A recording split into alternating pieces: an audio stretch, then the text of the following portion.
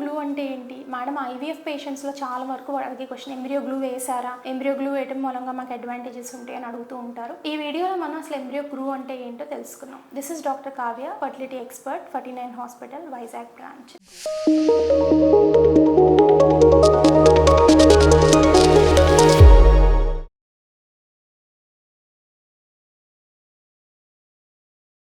Embryo glue అనేది నిజంగా gum అయితే ఏం కాదు. It is only misnomer. అంటే గమ్ లాగా బేబీని అతికిచ్చే శక్తి ఎంబ్రియో గ్లూకి ఉండదు. It is just a medium. ఆ మీడియంలో బేబీకి కావాల్సిన సబ్స్టెన్సెస్ లైక్ కొన్ని మినరల్స్ అనేవి ఎంబ్రియో గ్లూలో ఉంటాయన్నమాట.